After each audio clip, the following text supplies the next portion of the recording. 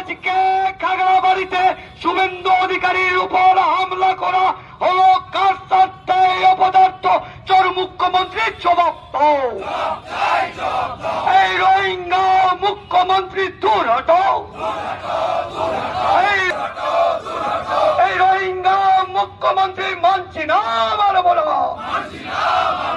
এই রোহিঙ্গা মুখ্যমন্ত্রী মানছি না, মানব না।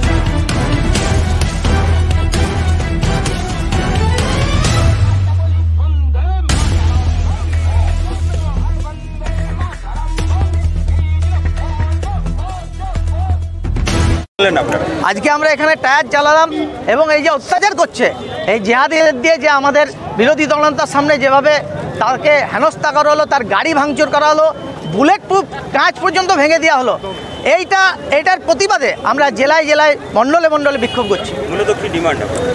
জিহাদিদের যারা এই দুষ্কৃতীরা করেছে তাদেরকে অবিলম্বে গ্রেপ্তার করুক এবং আগামী দিন যেন এরকমভাবে ভারতীয় জনতা পার্টির যেসব এমএলএ এমপিরা আছে, কর্মীরা আছে, অন্যায়ভাবে যে মিথ্যা কেস দিচ্ছে, মামলা দিচ্ছে পুলিশের দ্বারা, যেভাবে অত্যাচার করছে, এগুলো ইমিডিয়েট বন্ধ করুক। সরকার এরপরও ব্যবস্থা না নিলে? সরকার ব্যবস্থা নিলে আমরা লাগাতার আন্দোলন করবো, চাক্কা জাম করে দেবো, সরকারকে বাধ্য করবো ব্যবস্থা করাতে। সরকার যেসব অন্যায় করছে, অন্যায়ের উপর সাপোর্ট করছে।